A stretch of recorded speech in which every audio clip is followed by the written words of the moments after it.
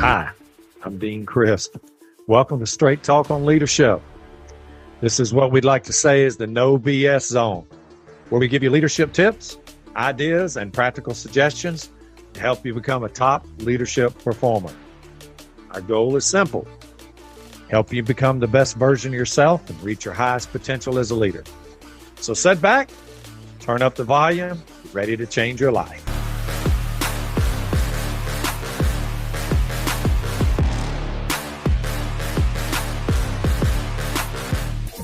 Hey everybody, Dean Crisp here in the studio this week. I'm really excited to talk to you about a topic that I think is going to be really important for you. I think it's going to help you be more successful. It's going to bring your team together. I think it's going to be one of those episodes that you'll look back upon and kind of say, I wished I'd have had this information many years ago, because that's exactly what happened to me when I started putting this podcast together. I thought to myself, man, I wished I would have known this information many years ago, especially when I just started out in leadership. So today's podcast, we're going to talk about the difference between a team and a work group. And a lot of times we tend to believe that we have this really high functioning, high level team. But the reality is we might just have a group of individuals who are in a work group, individually motivated and working towards some of the mission we're doing, but they really care more about themselves. So before we get started into that, I want to encourage you to visit our website, lhln.org.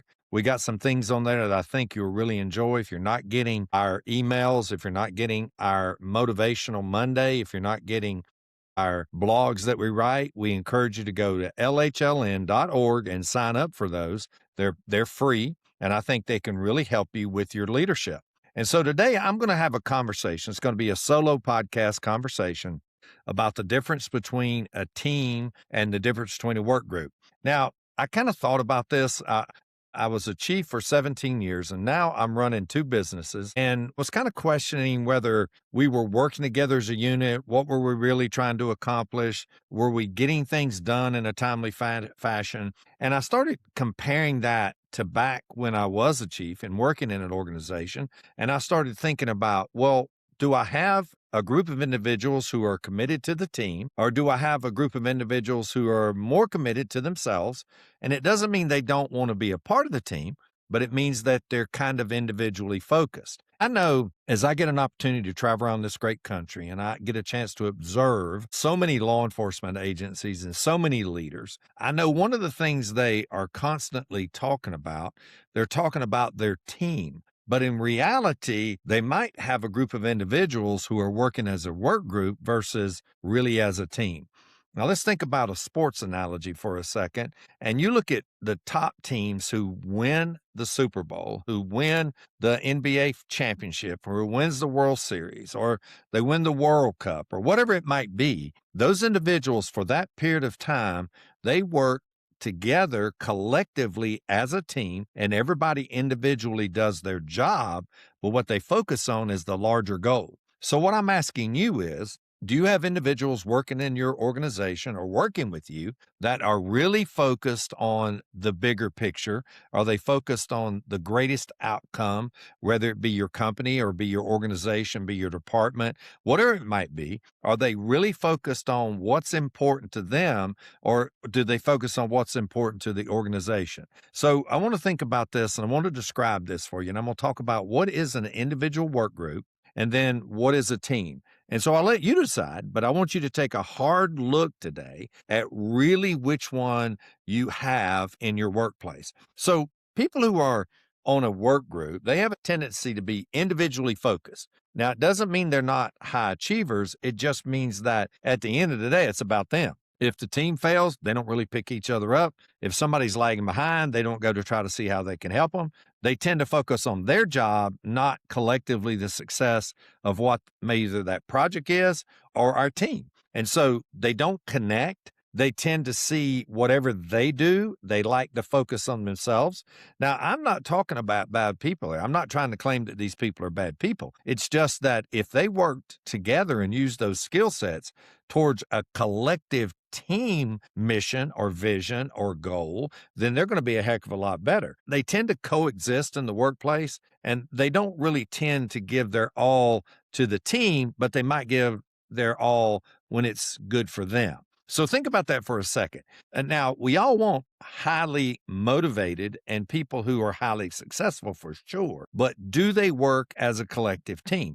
Now, a team, on the other hand, is a unified group of individuals who are deeply committed to a shared mission or vision. They are deeply committed to high standards. They have shared outcomes. And one of the things that is a key characteristic of a team player is they take ownership of all, not just their area. I want you to really ask yourself, do I have people who are committed to the overall success, what we're trying to accomplish? Or do I have a group of people who are just working and making sure they get their job done? And then at the end of the day, if it doesn't get done, it's somebody else's fault. How much better would you be if you had a collective group of individuals working together as one unified team with a unified mission and a unified vision, and we're working to make your organization the best possible place and great? Then there's no answer other than I really want to have a team. I'm going to give you some hints, some tips, and some concepts that I think will really help you formulate a better team and kind of get everybody on the same, because I think that's extremely important. So the thing you have to create first, number one, is people have to know exactly what they're working for. What's our mission and what is our vision? What's the direction of where we're going? Why does that matter? Why is it important that we take the time to really work together as a unified unit to make our mission successful? Now, a lot of leaders, and I know this to be true, and this was true in my own example as a leader, sometimes I was so focused on getting the project done and getting the results of the project that I wasn't process driven to the point where I was unifying people into a collective team. And you have to do this. You have to let people know, here's what our mission is. Here's what our vision is. Now, sometimes vision can be pretty intimidating for leaders, because if I was a sergeant, what's the reality of having a vision? Well, is it the overall organizational vision, or is it my personal vision, or what is our team vision? So to break that down into kind of simple terms, let's imagine we were working on the night shift and I wanted my team to work together as a unit. So the first thing I would do would be to clarify exactly what the organizational mission was. This is what we do. What's our purpose? What's our why? Why do we do that? Collectively get each other on the same page. And then I would communicate that in a daily kind of, either it be a text message, whether it be a meeting or whatever it was, we would be focusing on what we wanted to accomplish on that night shift. Now, one of those standards could be we could be the most productive.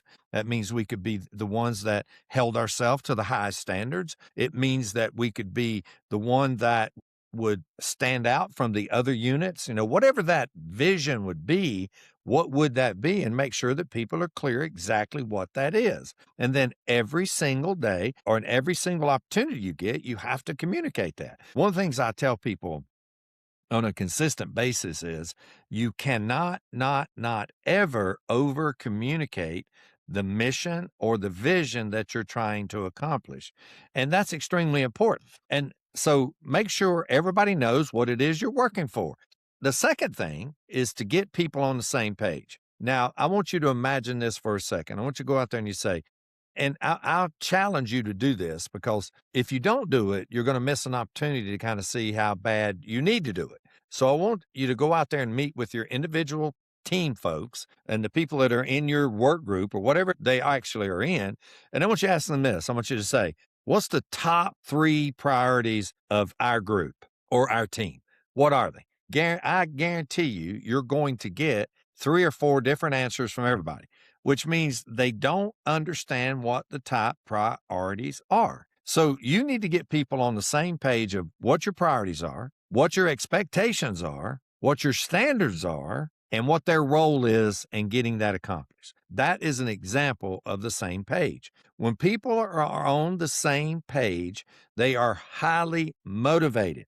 When people understand what they're trying to accomplish, they do not hesitate in their work. They'll go out there and perform without you watching them.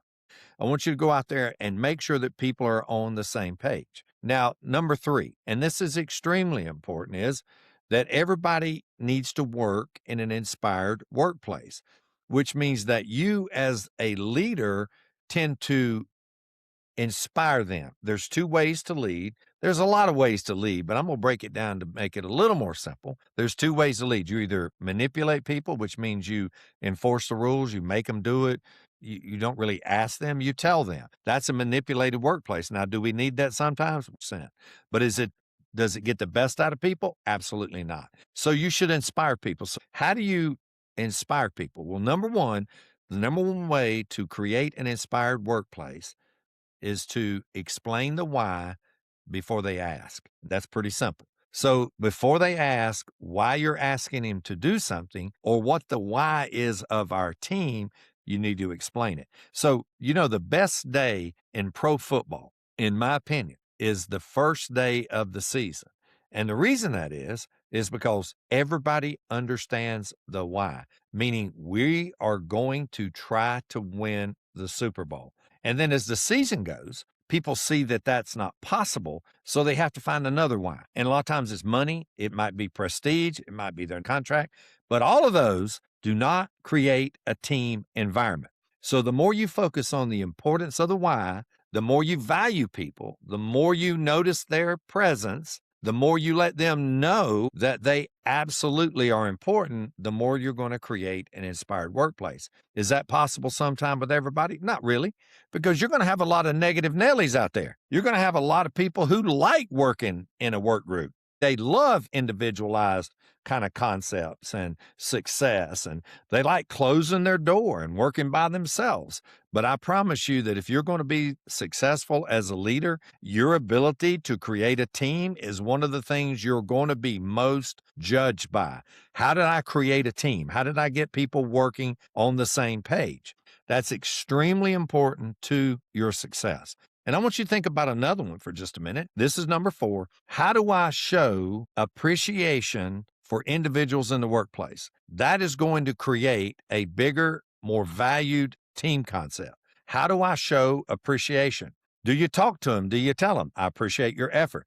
Do you say, you made a difference today? We're changing lives. And that's what we do around our office all the time. And you can ask people that work for us in the Leaders Helping Leaders Network. That's the one thing that we probably put in most of our communication, whether it be email, whether it be text, or even in phone calls. We talk about, what are we doing today? How do we appreciate what you're doing? And what you're doing is you're changing lives. So I want you to understand the importance of that. Don't ever undersell the importance of showing appreciation in the workplace. It's going to make a major difference towards pulling people together in a team. And part of your role as a leader is going to be that of a coach. And one of the things a coach does is a coach shows appreciation, but a coach also encourages people. So make sure you're doing that. Now, number 5 is you have to over communicate the team concept. You have to constantly kind of walk around and talk about, we're a unified team.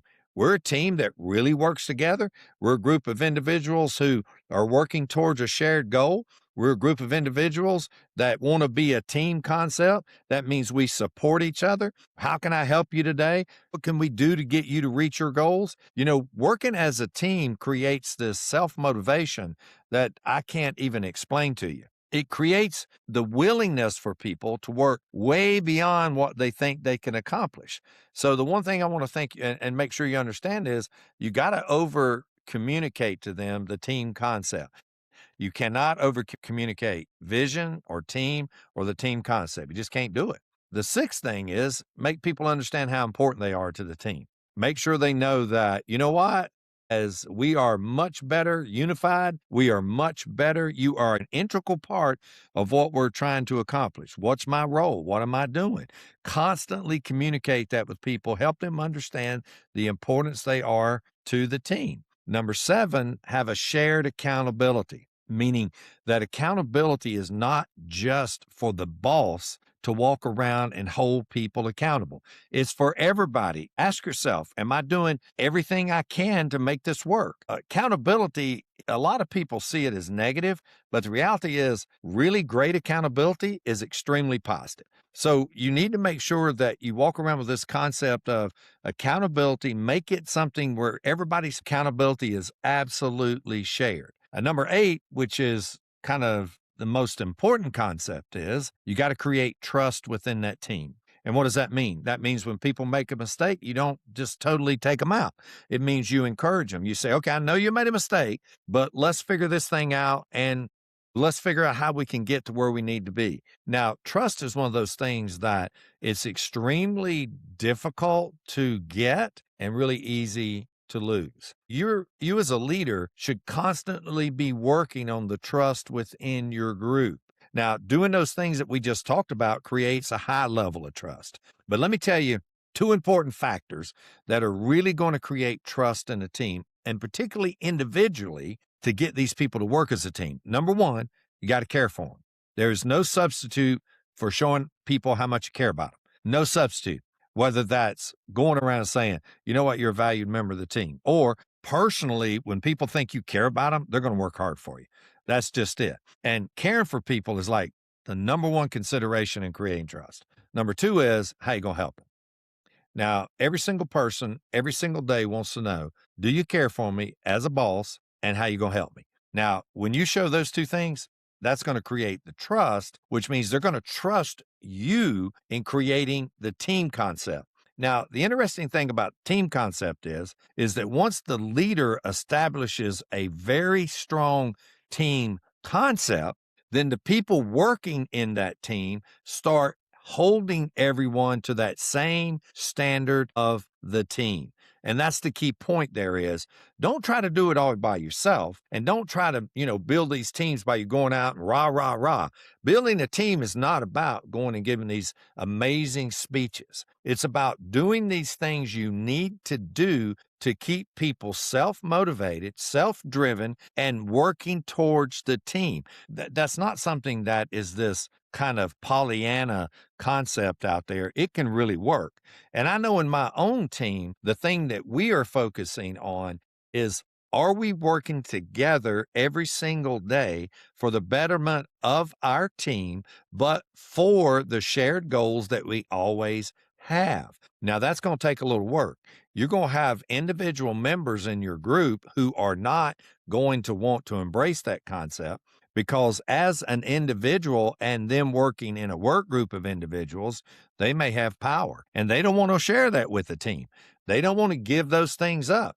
And so what I'm telling you is that you're going to have to work at forming a team. And you look at the really good coaches, the really good leaders, the one thing that they can hang their hat on is they created really good teams. So I encourage you to go out, listen to this podcast, take what I've said to heart, and I want you to go out there and think about, do I have a good team or do I have just a number of individuals working together as a work group? And I guarantee you, the more you will get folks pulling as a team and the more you will get people seeing the team concept, the more you'll get them understanding how great it is to work as a really good team, man, the better and easier life's going to be as a leader. And at the end of the day, when you're judged as a leader, your ability to create a team, to create individuals working towards whatever goal it is you may have, their ability to do that, you're going to be judged by. So I encourage you, go to our website. I encourage you to go out there and look at the things we offer. And I encourage you to pass this podcast on. I hope it's been helpful for you. Let it take your thought process now, and you build on what I've given you and what I've provided for you today. You build on that and you go out there and create a great team. And I think you're going to be very thankful that you took the time to listen to this podcast, and you're going to take the time to go out there and work on building that team that not only your organization deserves, but you as a leader deserve. So go out there and do that. I hope you've enjoyed this podcast. I've loved doing this, episode 147, the difference between a team and an individualized work group. Hope it's helped you. Until next time, I'm Dean Crisp. You've been listening to Straight Talk on Leadership with Dean Crisp. Be sure to subscribe, like, and share your favorite podcast. And if you get a chance, leave us a review. It helps us reach more leaders. Learn more about Dean, his books, our classes, and the Significant Leader Program at lhln.org. Until next time, put your leadership into action every day.